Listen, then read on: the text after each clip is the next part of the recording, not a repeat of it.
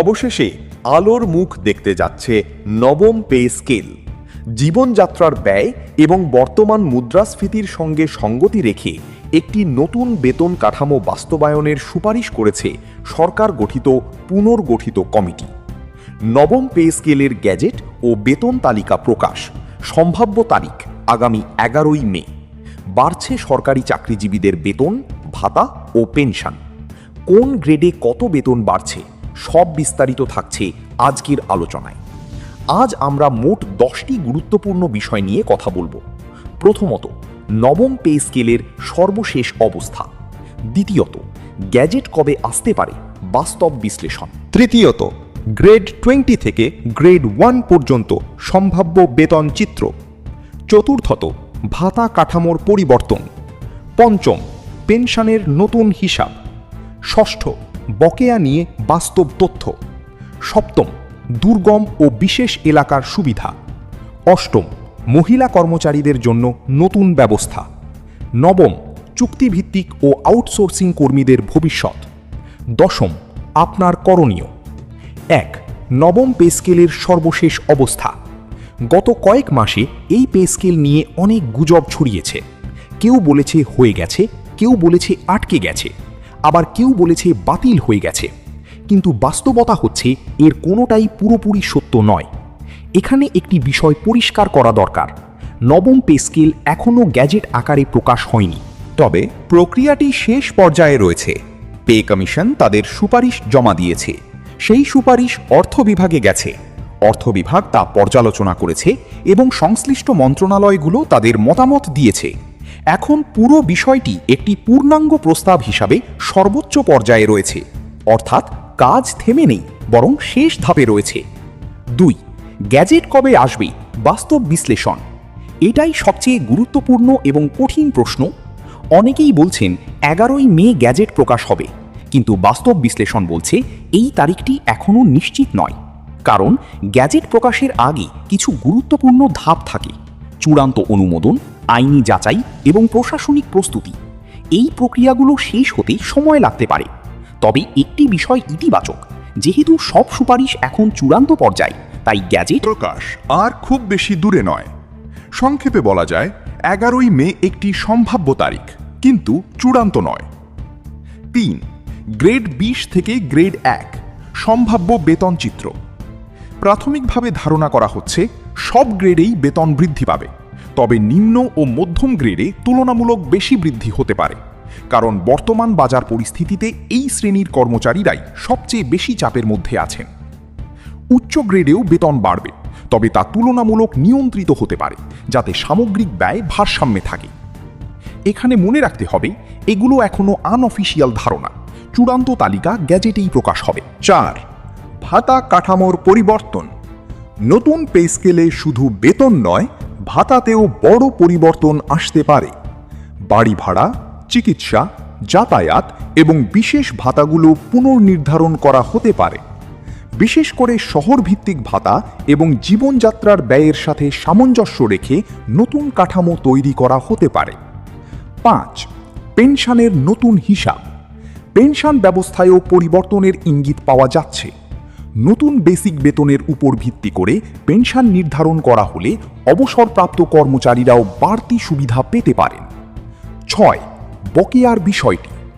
অনেকেই জানতে চান বেতন বৃদ্ধি হলে বকেয়া পাবেন কি না। বাস্তবতা হচ্ছে এটি পুরোপুরি নির্ভর করবে কার্যকর হওয়ার তারিখের উপর। যদি কার্যকারিতা পূর্ববর্তী তারিখ থেকে ধরা হয়, তাহলে বকেয়ার সম্ভাবনা থাকবে, অন্যথায় নাও থাকতে পারে। 7. দুর্গম ও বিশেষ এলাকার সুবিধা। দুর্গম এলাকায় কর্মরতদের জন্য বিশেষ ভাতা বাড়ানো হতে পারে। এটি দীর্ঘদিনের একটি দাবি এবং নতুন পে স্কেলে এই বিষয়টি গুরুত্ব পাচ্ছে বলে ধারণা করা হচ্ছে। 8. মহিলা কর্মচারীদের জন্য নতুন ব্যবস্থা। মহিলা কর্মচারীদের জন্য মাতৃত্বকালীন সুবিধা, নিরাপত্তা এবং কর্মপরিবেশ উন্নয়নের কিছু নতুন প্রস্তাব যুক্ত হতে পারে। প্রিয় সরকারি চাকরিজীবী ভাই ও বোনেরা, পে স্কেল বিষয়ে সকল আপডেট নিউজ সবার আগে পেতে চ্যানেলটি সাবস্ক্রাইব করুন। আপনার মূল্যবান মতামত কমেন্ট বক্সে জানিয়ে দিন। নতুন পে স্কেল বাস্তবায়নের লক্ষ্যে দ্রুত গেজেট প্রকাশের দাবিতে ঢাকায় কেন্দ্রীয় প্রতিনিধি সমাবেশ ও আলোচনা সভা করার ঘোষণা দিয়েছে বাংলাদেশ সরকারি কর্মকর্তা কর্মচারী কল্যাণ সমিতির কেন্দ্রীয় কমিটি।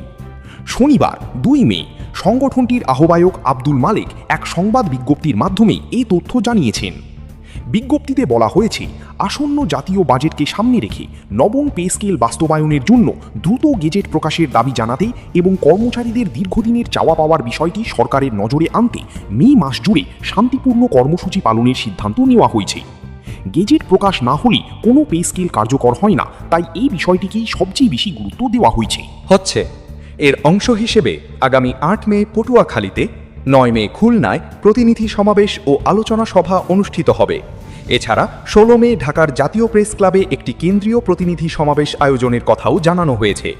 এই ধরনের প্রতিনিধি সমাবেশের মাধ্যমে বিভিন্ন জেলার প্রতিনিধিরা একত্র হয়ে তাদের দাবি সরকারের কাছে তুলে ধরবেন। বিজ্ঞপ্তিতে আরও উল্লেখ করা হয়, গত প্রায় 11 বছরে 2টি পে স্কেল কার্যকর হওয়ার কথা থাকলেও এখন পর্যন্ত নতুন কোনো পে স্কেল বাস্তবায়ন হয়নি। বর্তমান দ্রব্যমূল্যের ঊর্ধ্বগতির কারণে নিম্ন গ্রেডের কর্মচারীরা সবচেয়ে বেশি চাপে রয়েছেন। অনেকেই ঋণের বোঝা বহন করছেন এবং মাস শেষে হাতে পাওয়া বেতন দিয়ে পুরো মাস চালানো কঠিন হয়ে পড়ছে। অনেক ক্ষেত্রে বেতনের একটি বড় অংশ ঋণ পরিশোধেই চলে যায়, ফলে দৈনন্দিন খরচ মেটানো আরও কঠিন হয়ে দাঁড়ায়। এই পরিস্থিতিতে আসন্ন 2026-27 অর্থবর্ষের বাজেটে প্রয়োজনীয় বরাদ্দ রেখে পে স্কেল বাস্তবায়ন না হলে কর্মচারীদের মধ্যে অসন্তোষ বাড়তে পারে বলে আশঙ্কা প্রকাশ করা হয়েছে। কর্মচারীদের পক্ষ থেকে আশা করা হচ্ছে, সরকার এই বাজেটে বরাদ্দ নিশ্চিত করে প্রায় 22 লাখ পরিবারের মুখে স্বস্তি ফিরিয়ে আনবে। এজন্য সংশ্লিষ্ট কর্তৃপক্ষের দৃষ্টি আকর্ষণ করা হয়েছে। এদিকে নবম পে স্কেল বাস্তবায়ন নিয়ে কাজ করছে একটি পুনর্গঠিত কমিটি, যারা বিভিন্ন বেতন কমিশনের সুপারিশ যাচাই বাছাই করছে। এই কমিটির সুপারিশ অনুযায়ী নতুন পে স্কেল ধাপে ধাপে বাস্তবায়নের একটি পরিকল্পনা থাকতে পারে। প্রাথমিকভাবে আগামী 1 জুলাই থেকে এর কার্যকারিতা শুরু হওয়ার সম্ভাবনার কথাও আলোচনায় রয়েছে। ধাপে ধাপে বাস্তবায়নের ক্ষেত্রে প্রথমে মূল বেতন বৃদ্ধি এবং পরে পর্যায়ক্রমে অন্যান্য ভাতা বাড়ানো হতে পারে।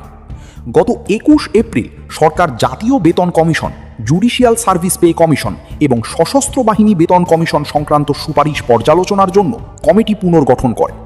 সম্প্রতি তারা তাদের মতামত জমা দিয়েছে বলে জানা গেছে। অর্থ মন্ত্রণালয়ের সংশ্লিষ্ট সূত্রের তথ্যমতে বর্তমান মুদ্রাস্ফীতি ও জীবনযাত্রার ব্যয় বিবেচনায় রেখে বেতন কাঠামো পুনর্বিন্যাসের প্রস্তাব দেওয়া হয়েছে। সেখানে বলা হয়েছে, আর্থিক চাপ কমাতে ধাপে ধাপে নবম পে স্কেল বাস্তবায়ন করা যেতে পারে। এছাড়া আসন্ন বাজেটে এ খাতে বিশেষ বরাদ্দ রাখার বিষয়টি নিয়েও নীতিগতভাবে আলোচনা চলছে। জানা যায়, সর্বশেষ 2015 সালে 8ম পে স্কেল ঘোষণা করা হয়েছিল। এরপর দীর্ঘ সময় পার হলেও নতুন পে স্কেল আর কার্যকর হয়নি। প্রস্তাবিত নতুন কাঠামো অনুযায়ী বর্তমানে 20তম গ্রেডের একজন কর্মচারীর মূল বেতন 8,250 টাকা হলেও তা বাড়িয়ে 20,000 টাকায় উন্নীত করার প্রস্তাব রয়েছে। ভাতা যুক্ত হলে মোট বেতন ভাতাও উল্লেখযোগ্য হারে বৃদ্ধি পেতে পারে, যা বাস্তবায়িত হলে কর্মচারীদের জীবনযাত্রায় ইতিবাচক প্রভাব ফেলবে বলে আশা করা হচ্ছে। সবকিছু মিলিয়ে বর্তমান পরিস্থিতিতে বলা যায়, নবম পে স্কেল এখন বাস্তবায়নের দিকেই এগোচ্ছে। তবে সবচেয়ে গুরুত্বপূর্ণ বিষয় হচ্ছে গেজেট প্রকাশ এবং সরকারের চূড়ান্ত সিদ্ধান্ত। এই দুইটি বিষয় নিশ্চিত হলেই পুরো বিষয়টি স্পষ্ট হয়ে যাবে। প্রিয় সরকারি চাকরিজীবী ভাই ও বোনেরা, ভিডিওটি শেষ পর্যন্ত দেখেছেন অবশ্যই কমেন্টে জানিয়ে দিবেন। পে স্কেল নিয়ে সবার আগে সকল আপডেট পেতে আমাদের চ্যানেলটিকে সাবস্ক্রাইব করুন, সাথে থাকা বেল আইকনটি অন করে দিন। ধন্যবাদ। দেখা হবে পে স্কেল নিয়ে নতুন আপডেটে।